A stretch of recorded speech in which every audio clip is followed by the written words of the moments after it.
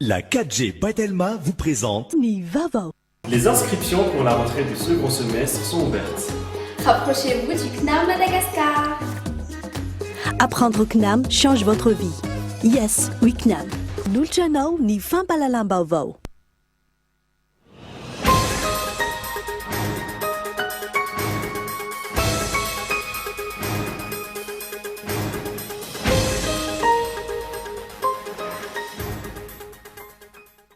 Isitraka unité de transplantation rénale ny hôpital katolika Tsangano Tomasina raha nambaran'ny filohan'ny Repoblika androany. Tanjona amin'izany ny fametrahana hôpital moderna mamaly amin'ny fitsabonimponina manerana ny nosy.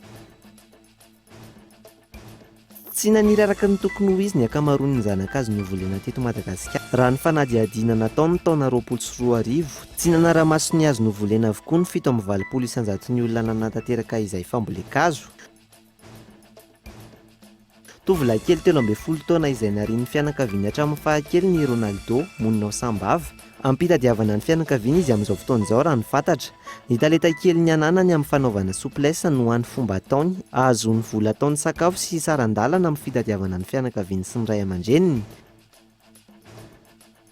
Mahatratra amin'ny 10 kilometatra isan'andro ny lalana tongotra diaviny ireto mpanao mozika amoron-dalana ireto ary manodidina ny R1,00 hatramin'ny R4,00 ny vola azon'izy ireo ao anatin'ny tontolo andro.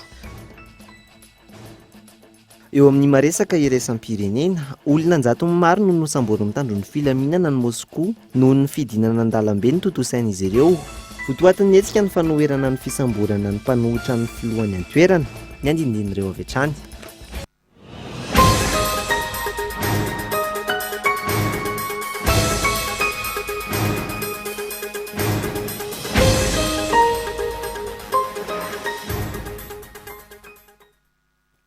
Klasy topoko vafaly miarabantsika rehetra tonga soa indray ato anatin'izao fampahalalam-baovao izao ary manasana anaraka izany hatramin'ny farany. Etsika isantarana ny fampahalalam-baovao mampitondra faisana ny loza voajanahary sy ny fiovaovan'ny toetrandro, mampitondra faisana sy mampihemotra ny firenena ihany koa ny takaitra navelan'ny fahantrana sy ny tsy fiovaovan'ny toetsaina. Hitantaratra izany amin'izao volana voalohany taona izao ka tokony hanaitra ny ampony tsirairay avy izany. Matoan-dahatsoratra eton Andriatsilavo. Miova ny toetsain'ny malagasy ary efa hitantaratra amin'izao fotoana ny fiantraikan'izany. Ny fiovan'ny toetsaina no mahatonga ny ankamaroan'ny olona ho voasazy, manao asa ho an'ny daholobe noho ny tsy fanarahana ireo fepetra-sakana hiadina amin'ny fiparitahan'ny Covid-19. Ny fiovana no mahatonga ny sasany manimba ireo fananany ombonana, manary fako etsy manimba sy mandoto ny tontolo iainana. Eny fa tonga hatramin'ny famonoana ireo izay miady mafy sy manao ny ainy tsy ho zavatra iarovana azy ireny. Tahaka ny nitranga tany Ambatondrazaka ka ilay zandary manao ny asany amin'ny fiarovana ny ala noho ny esorina ny ainy. Maro amin'ireo tantsapam-bolo no ny andandra-rotsakorana hatramin'ny niandohan'ny taona, saingy ny rotsaka kely izany dia niverina ho maina indray. Nateo aza ny fiakaran'ny rano, ny fasimbany fotodrafitrasa sy ny toeram-ponenana ka natraboina ny ponina any amin'ny faritra hafa samba ny teto amin'ny firenena no nisy olona naniry andalovan'ny rivo-doza. Sitrany ay misy ranonorana milatsaka indrindra ny eto afovoantany. Loza iray loza roa fa raha mitoy ny fanimbanan'ny tontolo iainana iombo hatrany ny fahavoazana. Vao manomboka ny taona niditra ny loza voajanahary ka namela takaitra sahady ho an'ny faritra nolalovany. Takaitra manampy sy nanatevin-daharana ny takaitra efa nisy teto amintsika hatrizay dia ny fahantrana. Ny zava-misy amin'ny ankapobeny, ny olona efa ampina indray no manararaotra. Raha misy olona iray mampetrahany olona ka manome sakafo azy, ny entana sy ny fananany indray no batainy raha voavariana ilay mpampetrano azy. Fahasalamana sy tombony ho an'ny isam-batan'olona no anentanana azy ireo, anaja ny fepetra ara-pahasalamana hiadina amin'ny fiparitahan'ny Covid-19. Izy ireo indray no menomenona avy eo. Tombony ho an'ny rehetra sy ny firenena iray manontolo, ny fanentanana sy ny fandraisana anjara amin'ny fambolena hazo. Ny sasany indray mandoro tanety avy eo, any ka mandroso mihemotra ny firenena, izay te handroso misy misitona iverina, izay te hanao ny tsara, enjena sy aratsiana etseroa. Ny toetsaina ny fototry ny zavatra rehetra eny anivon'ny fiarahamonina. Raha ny toetsaina ny miova, ho mora kokoa ny fifehezana ny valanaretina coronavirus, iena ny lozam-pifamoivoizana na eto andrenivohitra na any amin'ny lalam-pirenena. Ho foana tsikelikely ny von'olona sy ny fanolanana, ka ny fihavanana sy ny fanampiana no anjaka.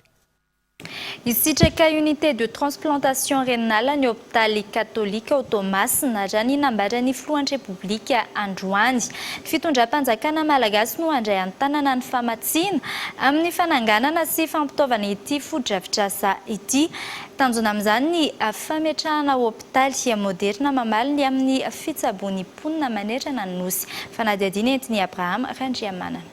Notontosain'ny filohan'ny repoblika niaraka tamin'ny tompon'andraikitra eo anivon'ny eglizy katolika eto Madagasikara androany ny fametrahana vato fototra amin'ny fananganana ny hôpitaly katolika Tomasina. Vina amin'ny fisian'ity foto-drafitrasa ity ny fametrahana hôpitaly moderna mamaly ny fitsaboan'ny mponina eto an-toerana. Sampandrara samihafa no hita ao amin'ity hôpitaly ity ary isan'ny mampiavaka izany ny fisian'ny unité de transplantation rénale voalohany eto Madagasikara. Ho hitantsika ao anatin'izao hôpitaly zao dia misy ny médecine générale,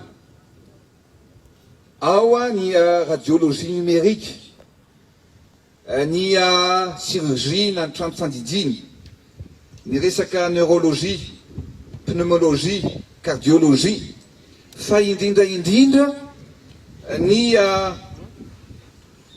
ny resaka le hoe transplantation rénale. Efa anisan'ny tetikasa tiatsika natao io fa rehefa mifampidinika tamin'ny cardinal sy ny mpiara-miasa aminy dia niteny zareo hoe efa vonina amin'izany zay monsieur le président, efa misy dokotera ny Inde vonina no avy aty amefa ny fanana ny dokotera atsika ary efa vonina ihany koa hiasa ao amin'izany hôpitaly zany fa mifanajorona ny hôpitaly sisa no ataotsika. Arak'izany, mandray an-tanana amin'ny fanamboarana sy ny fampitaovana ity hôpitaly ity ny fitondram-panjakana raha ny nambarany ny filohan'ny repoblika. Ankoatra izay, notokana ny filoha nandritra ny fandalovan'ny tao Tomasina ny televiziona katolika voalohany eto Madagasikara. Eo ihany koa ny fametrahana ny vato fototra amin'ny fananganana ny grand séminaire ny an-toerana. Fa manoloana ny tranga izay nahafatesana zandary iray namitahiraka mikasika ny fiarovana ny ala novonoina zazamena tany Besakay Ambatondrazaka ny alarobia 20 ny volana janoary lasa teo. Tsy maintsy hotohizana ny fanadihadiana ary ampiarina ho an'izay tompon'antoka ny sazy mifandraika amin'izay. Hoy ny ministry ny tontolo iainana, tsy ho tazany pontsy ny tranga toy izao ary tsy ho avela ho raraka ny herisetra tahaka ny famonoan'olom-panjakana eo am-panatanterahana ny asany. Izany amin'iny fa tsy naniry araka ny tokony ho izy ny ankamaroany zanak'azo novolena teto Madagasikara hatr'izay.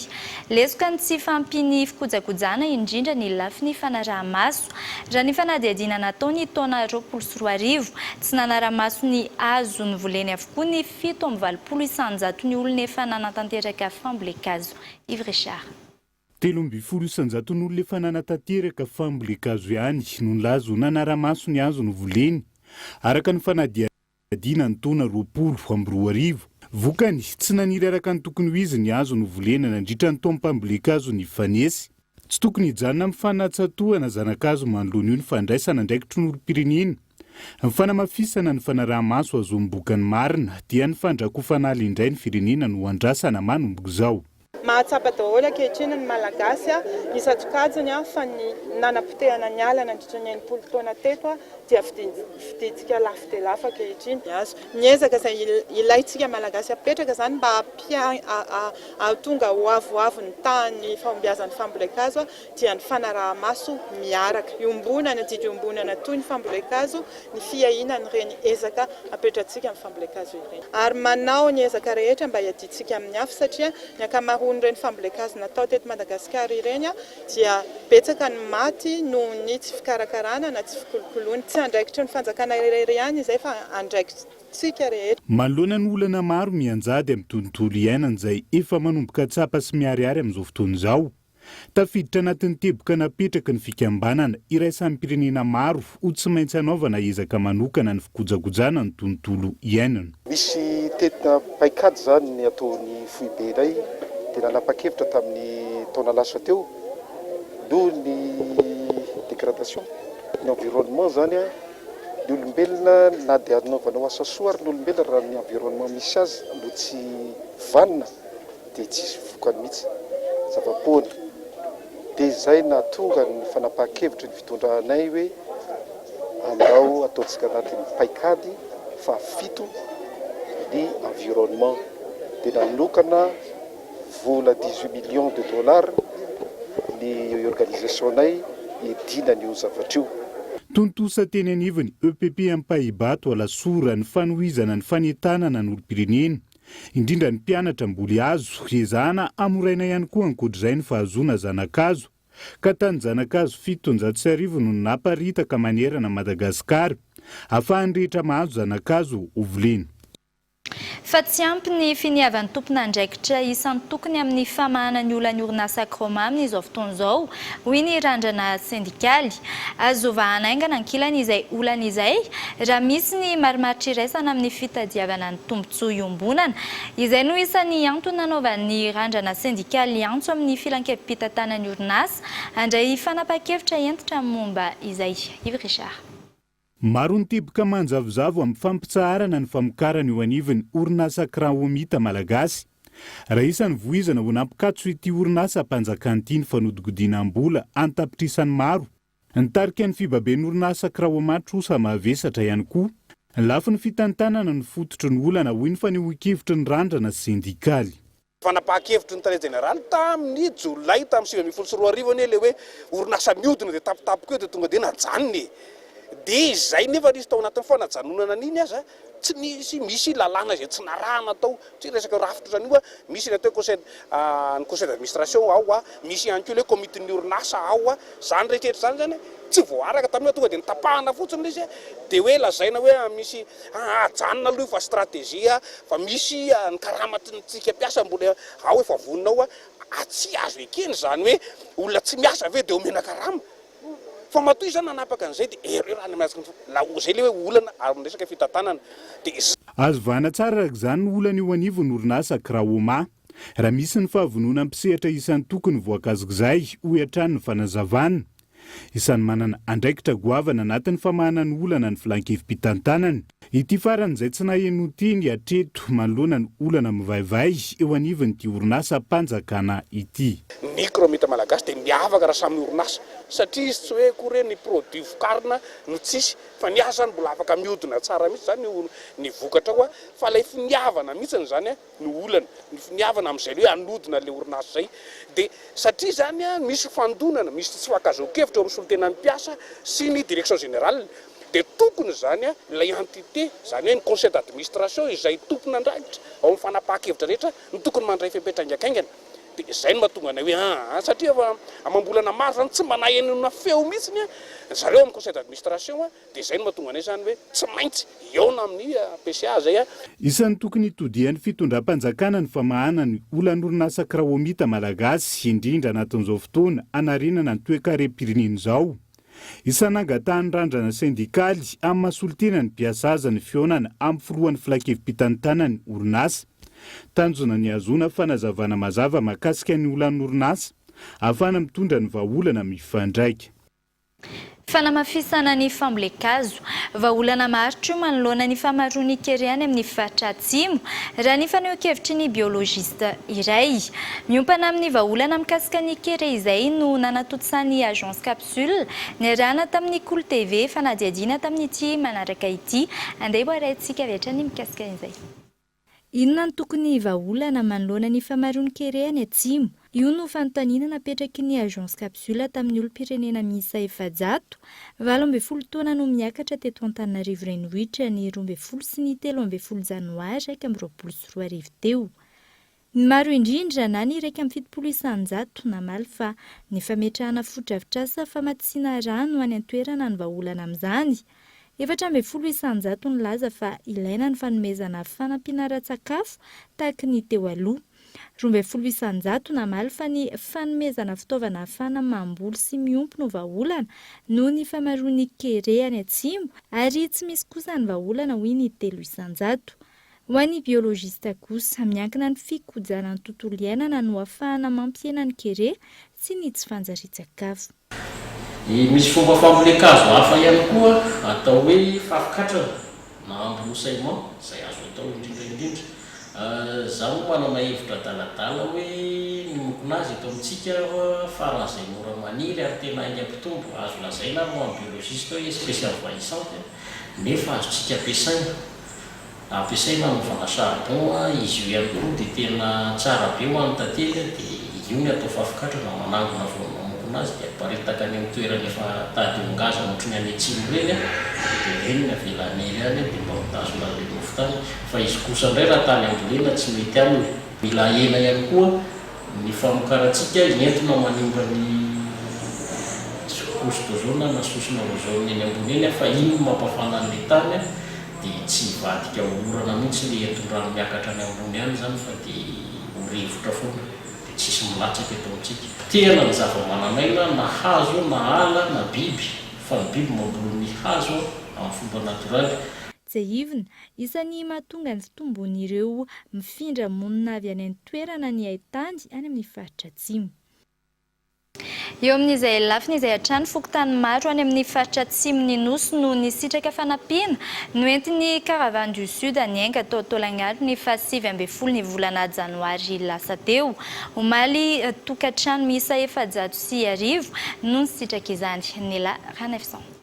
Miroso amin'ny fizarana ny fanampiana nalefa tamin'ny Caravane du Sud ho an'ny vahoaka any Atsimo ireo délégation misy olon-tena ny fitondram-panjakana. Isan'izany ny ministry ny fiarovam-pirenena, ny ministry ny rano sy ny fidiovana ary ny fanadiovana. Nisitraka izany ny fokontany Anjamalaza, Andavabazaha sy ny commune Bear izay misy ny fokontany Bekry izay commune Ifotaka.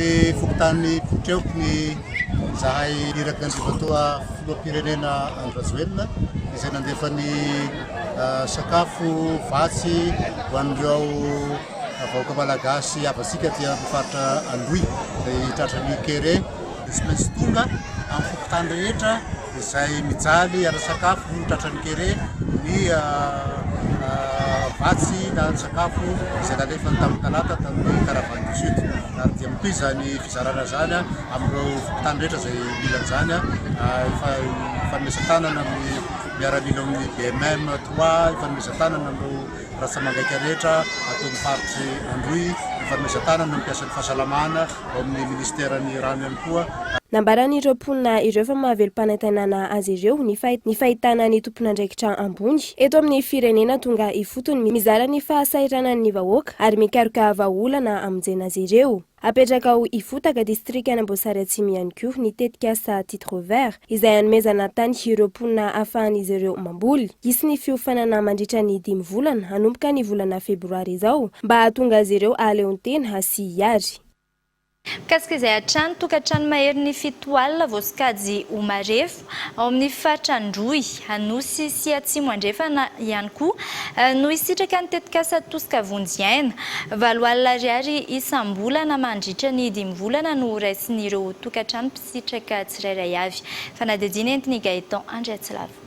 Fandarana asa ny gouvernement malagasy miaraka amin'ireo mpiara-miombonantoka ara-teknika sy arabola natokana ho an'ireo mpiarabelona marefo any amin'ny faritra Atsimon'ny Nosy ahafahan'izy ireo miatrika ny haintany sy hanarenan'izy ireo ny fiainany ho an'ny fampandrosoana ny Tosika Vonjiaina.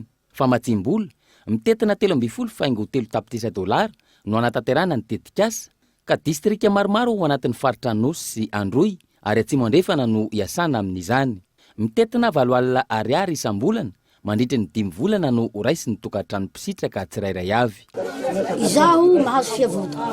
Noto fahazoko fiavota zany ro ampiako tianako miaigny mba hafantarako mampianatsy tianako tsikelikely izay voatsy raha fiavotagny haniko ty lahy le atofako tianako ty lahy. Nefa kosa mitatona fanjakany ka naome anay itonga mahay atoy amity vonje aigny atoy le agatay ay zany mba ho tohy le andavina.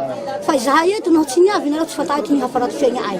Fa siroty hany ay sady kobokoboka kely ty hany ay trano akata ty hiaigna ay ipetraha ay. Vita. Pianara.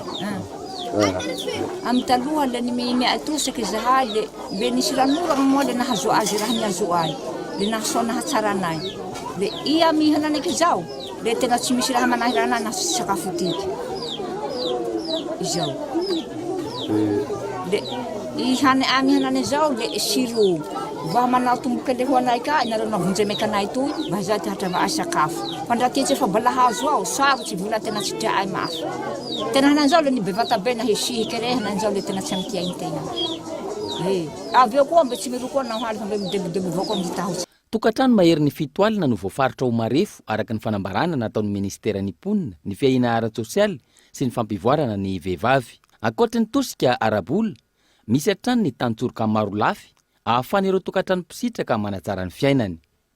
Fa maro zany ny fagnampiana eto amin'ny fiavota. Fa izahay amizao zany tena tsara zany ty nitoera eto. Niavotry zahay nahazo vola, nahazo osy, nahazo tosiky maromaro.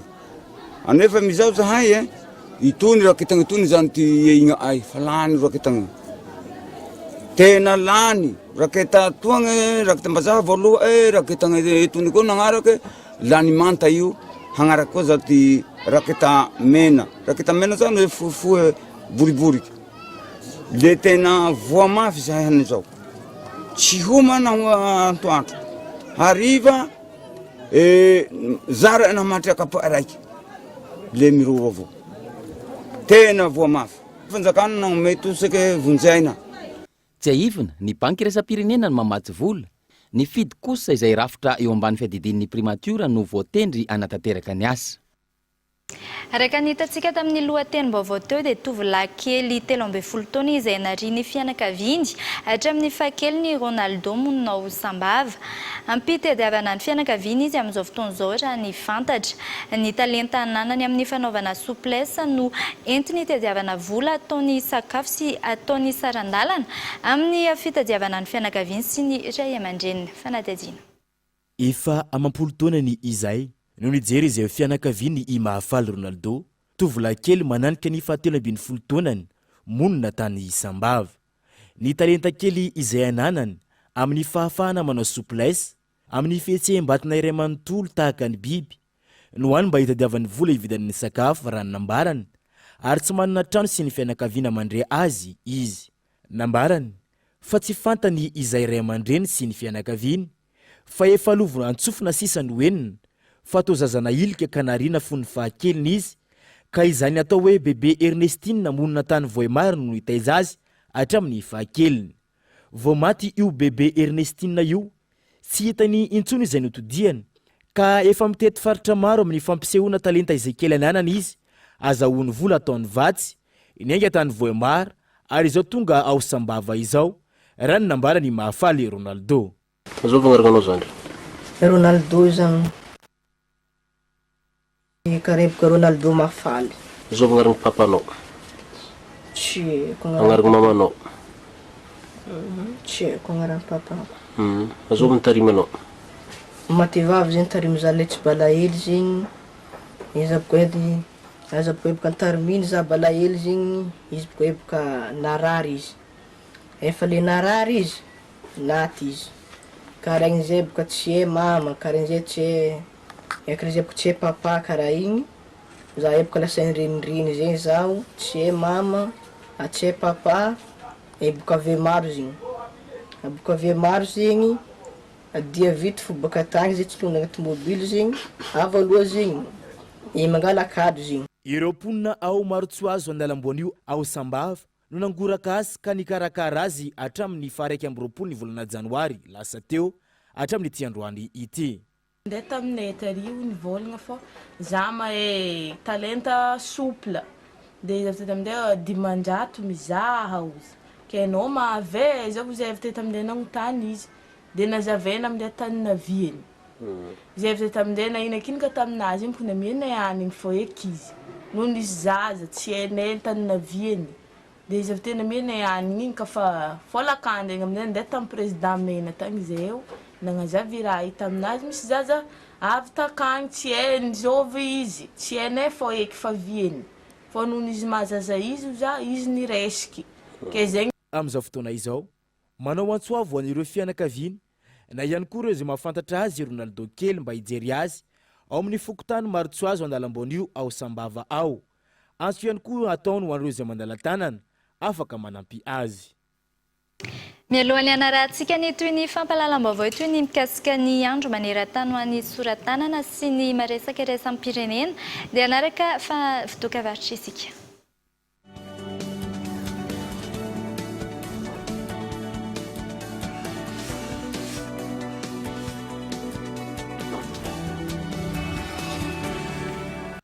Moi, j'ai ma passion.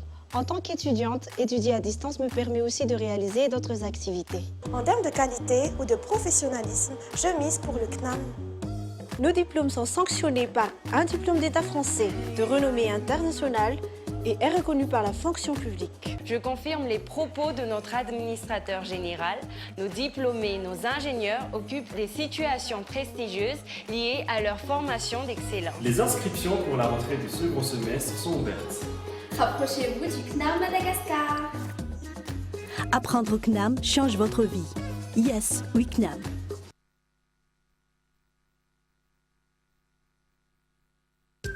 Grâce à un savoir-faire inégalé, Yoplait crée du bonheur à chaque instant. Yoplait, c'est des moments de complicité, des fous rires, plein de surprises, de la joie, de la gourmandise et de la générosité. Yoplait, de délicieux yaourts produits dans les normes de qualité internationale. Un maximum de saveurs pour faire le plein de bonne humeur avec Yoplait yaourt blanc, aromatisé, yop ou panier. Yoplait, goût dans la vie du bon côté. Yoplait. Agissez vert, choisissez Telma.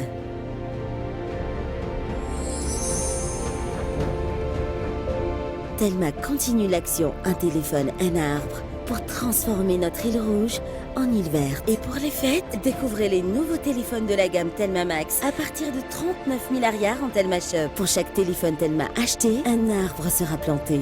Telma souhaite de très joyeuses fêtes à tous les Malagasy.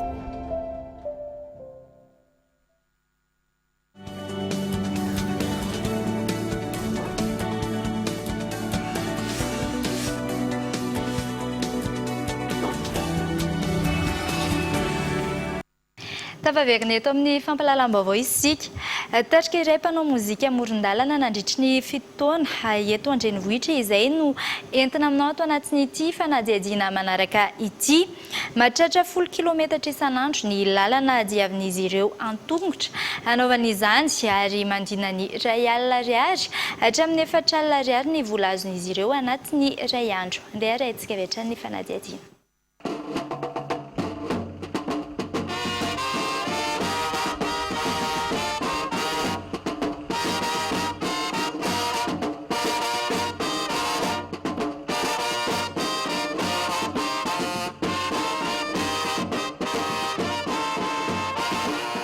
Izy ireto nantsoina hoe tojo mozika, tarika iray isan'ireo mpanao mozika amoron-dalana eto an-drenivohitra tato anatin'ny taona maro. Enina amin'ny rahalahy izy ireo no mandrafitra ny tarika ary avy amin'ny fianakaviana iray ny ankamaroany. Mampiavaka azy ireo ny fahaizana mamerina hira irain'olombelona amin'ny alalan'ireo karazana zava-maneno. Misy ny fotoana ianaran'izy ireo ny hira, mialoha ny tendrena amoron-dalana ary tanana maro no tiavin'izy ireo mandritra izany. Hira anankiray zany miankina amin'le tsirairay. Arafa compétent tsirairay dia adiny ray zao no tena fanaovana hira ray na adiny roa. Fianarana anazy satria mbola lamina tsikelikely izy. Ohatra hoe kilometatra vitanay zao raha ohatra hoe atambatra amin'ny lalana mety mahavita 10 kilometatra zay isan'andro satria manomboka amin'ny valo sasany zay na amin'ny 7 manomboka amin'ny 4 ka dia amin'ny 4 arivo zay no. Mampiavaka anay amin'ny mozika rehetrarehetra hita ety an-dalana ety zany zay loatra amin'izay olona nafantatra anay zay tsy dia manao an'izao hira zao tontolo zao rehefa ety fa evangelika no tena fataona ety an-dalana ety tsy manao hira an'izay tontolo zao. Mozika tendrenay aloha zany amin'izao trompette, dia trombone dia amponga. Fianarana aloha tsy maintsy misy fa efa lovandrazana avatsy amin'ny elana izy dia manaraka fotsiny dia tsy dia manasarotra loatra mianatra an'ilay. Manodidina ny ray alina ariary hatramin'ny 4 alina ariary ny fampidiram-bola ho azy ireo mandritra ny tontolo andro. Mifanaraka amin'ny zava-misy kosa ny toerana natateran'izy ireo ny fitendrena amoron-dalana. Tena marina aloha zany ilay sady fialam-boly ny fitadiavam-boly. Tena farafatsy mahazo zao aloha tena farafatsy mahazo sy ampantominy. Fa rehefa tena hoe fara-mahazo ao anatin'ilay fety reny dia 150 000. Raha ao anatin'ny fety fara andavanandro zao zany izy. Zao izy zao 50 000, 60 000. Ny toerana rehetra aloha tsy dia voafaritra hoe azo anaovana daholo satria misy hôpitaly, misy fianarana reny zao dia efa tsy azo anaovana. Misy koa hoe orinasa zao dia tsy azo anaovana koa ena kaikindray satria ilay izy manambataba be mafy loatra ilay vokalina an'ilay izy dia tsy zakan'ilay olona dia lasa tsy afaka fampiresaka ilay olona ao anatin'ilay birao fiasana. Lafa hely zay nanomboka nanao an'ilay izy fa Hatreto aloha zany mbola mandehandeha ty foana zay zany efa misy sangan'asana ihany miparitaka any anaty FDC télé ihany fa mbola vao miezaka milancer tsikelikely. Tanjona ho azy ireo ankehitriny ny fampivoarana sy ny fampitomboana ny fahaiza-manao eo amin'ny sehatry ny mozika malagasy. Na izany aza, sakana amin'ny fanatrarana izany hatreto ny tsy fisian'ny fanohanana, eo ihany koa ny tsy fahampian'ny fitaovana ampiasaina raha ny fanazavana. Nawa ela nanomboana raha ny tena izy tena tokony hoe afao tokony ho lasa lavitra fa problème le izy tsisy manohana zay dia mandeha amin'ny herin'ny tenanay manokana dia zay le problème le izy lasa tsy afaka mihoatra mivoatra mihitsy zay am'le izy. Misokatra amin'ny rehetra liana amin'ny mozika malagasy ireto mpanao mozika amoron-dalana ireto no amafisin'izy ireo ihany koa fa tsy mena mitaha amin'ny any ivelany ny mozika malagasy ka ilaina ny fanandratana izany.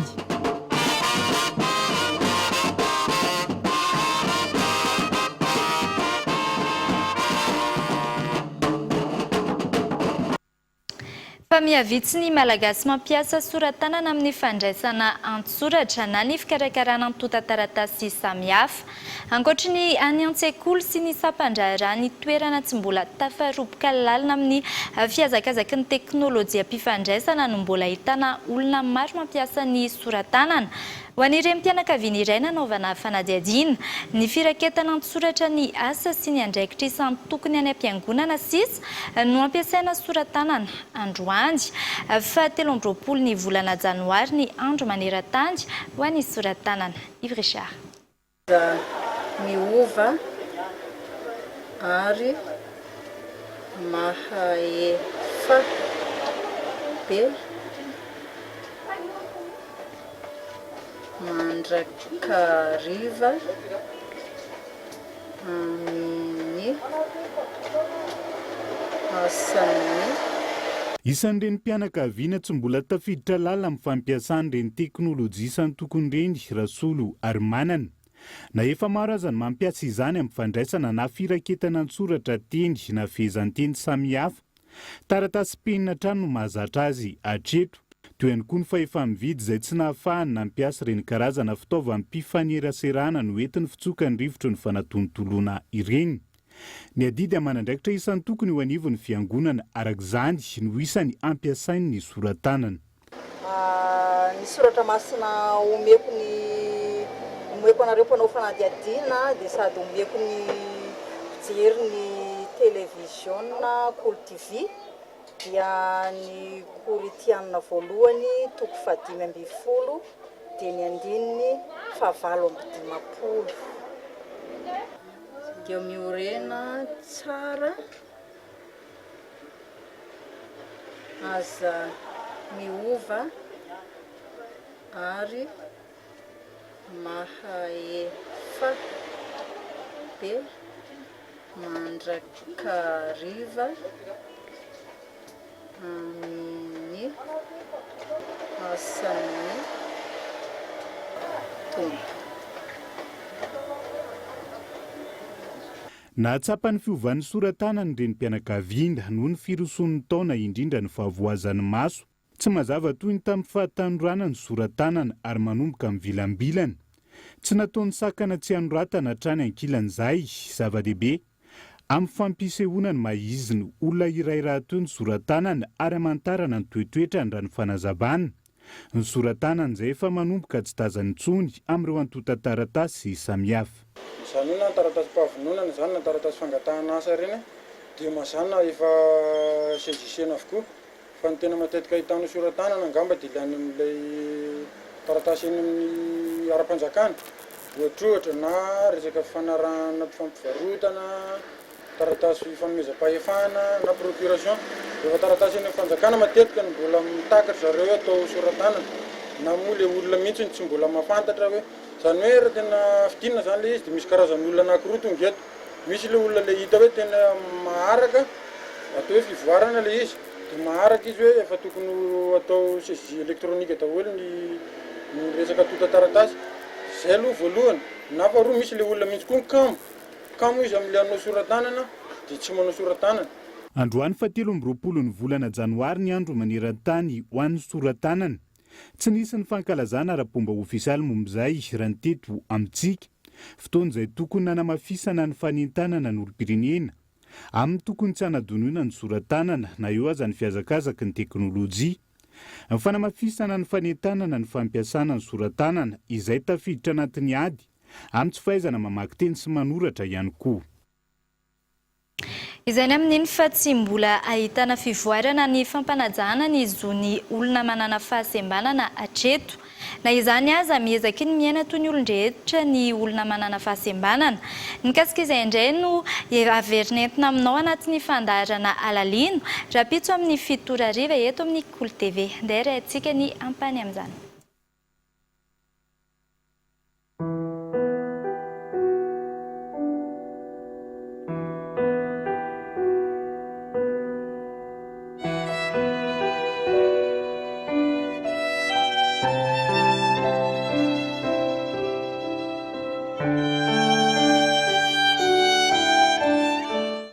Manana fahasembanana ny 7 faingorosan-jaton'ny mponina eto Madagasikara araka ny tatitra farany avy amin'ny ministeran'ny mponina sy ny fiahiana ara-tsosialy.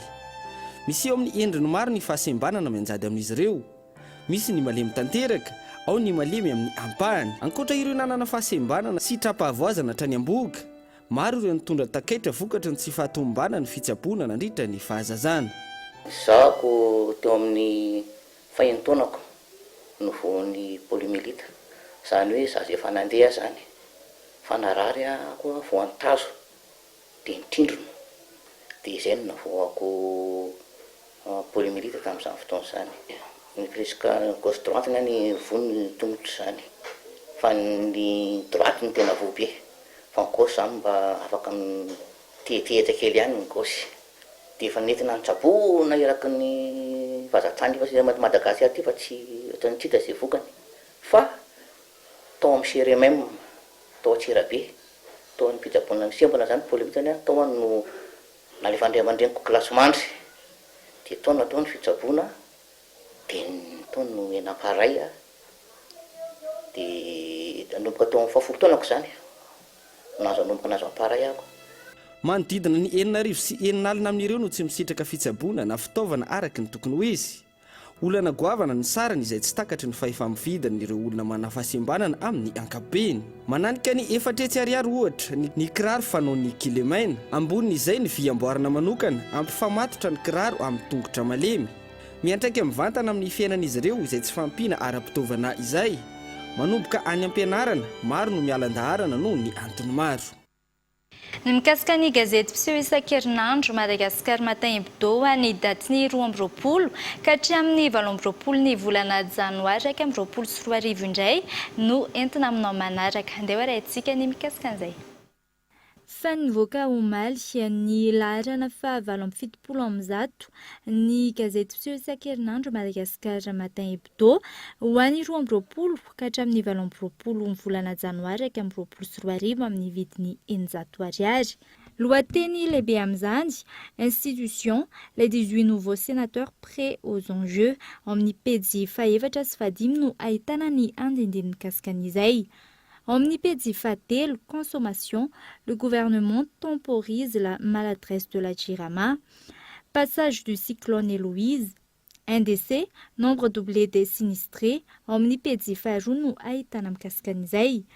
Amin'ny pejy faha-5, Union africaine judo, cité ny candidat à la tête de la confédération. Tontolo ny fanatanjahantena tapitratra eo ny filalaovan'ny Andriamirado Aroasina na Idax baolina kitra tsy Afrika Atsimo nofarana ny Black Leopard FC ny fifanarana amin'ity mpilalao malagasy ity. Fanadedina. Tsy hilalao atsy Afrika Atsimo intsony i Andriamirado Aroasina na Idax eo amin'ny taranja baolina kitra. Fantatra mantsy fa tsy hanavao intsony fifanarana amin'ity mpilalao malagasy ity ny Black Leopard FC misy azy amin'izao fotoana izao. Natao tao anatin'ny firalahina izany fisarany rotonta izany raha ny fantatra. Raha tsy ahivana, ny taona 2024 Idax no nifindra tatsy Afrika Atsimo ka nanatevina ny ekipa ny Kaizer Chiefs. Nanana olana nefa izy tamin'io fandehanana tao amin'ny kluba io no ny resaka taratasy. Nitory azy ny ekipa ny Fossa Junior, ekipa nambola azy teto Madagasikara, ka voasazy ny Fédération ny raisa-pirenena FIFA andoha onitra ny tovolahy. herintaona ihany no nilalaovan'ny Dax tao amin'ny klubany Kaiserchiefs. Lalao 7-20 no vitany tao anatin'ny kluba eo ary nampiditra baolina 2. Nikisaka tao amin'ny klubany Black Leopard FC izy ny faraparany taona 21. Nisy indray ny sazana nenjehan'ny FIFA azy toy ny ilay nilalaovany tao amin'ny klubany Kaiserchiefs ity. Tsy afaka niakatra kianja nandritra ny 4 bolana izy tao anatiny izay. Vokatr'izany rehetra izany, intelo ihany Dax no niakatra kianja niaraka tamin'ny klubany Black Leopard FC. Ankehitriny tonga nitsotsoro mamba isarany eo amin'ny rotonta eo amin'izay taranja baolina kitra aty Afrika Atsimo izay. Araka ny vaovao voaray, mety ho an'ny Frantsa ny lehilahy ka ilalao amin'ny ekipany FC Fleury, misy an'i Zoutsara sy Bakary Mario, mpiara-milalao aminy tao amin'ny Fossa Junior ary William Gros. Misy ihany koa ireo ekipa telo an'ny Frantsa ihany no efa mitady azy amin'izao fotoana izao. Andrasana araka izany, ny mety kluba ilalaovan'ny Dax amin'ity taona ity.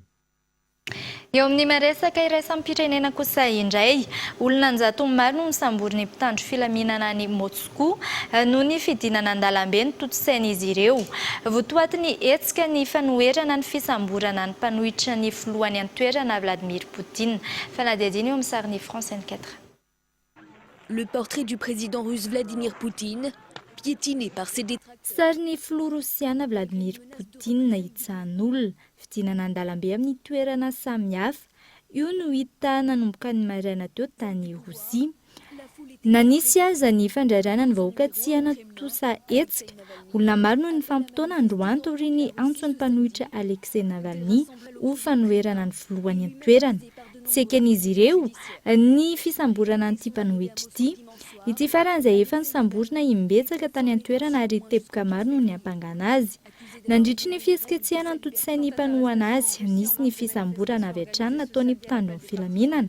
Hatreto 100 ny fantatra mpavoasambotra. Amin'izao fotoan'izao, nampitombo ny manam-pahefana ny mpitandro ny filaminana ao Moscou. Ankoatra ireo manohana ny Alexei Navalny, miantso ny amitsorany ity farany ihany koa ny vondrona Europeanina. Dia izay koa tompoko klasy tompoko vavany namarana amin'ny fampahalalam-baovao tamin'ity anio ity, ankasitrany ianao nanaraka izany hatramin'ny farany. Veloma tompoko.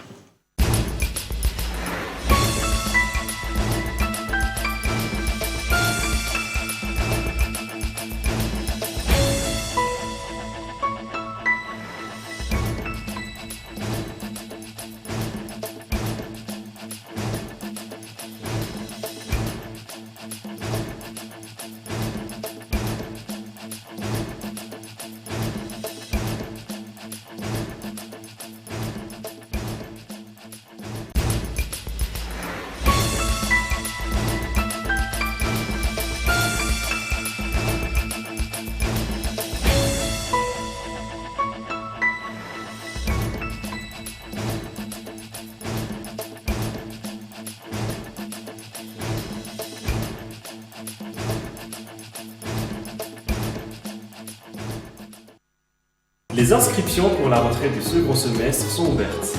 Rapprochez-vous du CNAM Madagascar. Apprendre au CNAM change votre vie. Yes, oui CNAM. Vous a présenté Ni Vavo. La 4G by Telma vous a présenté Ni Vavo.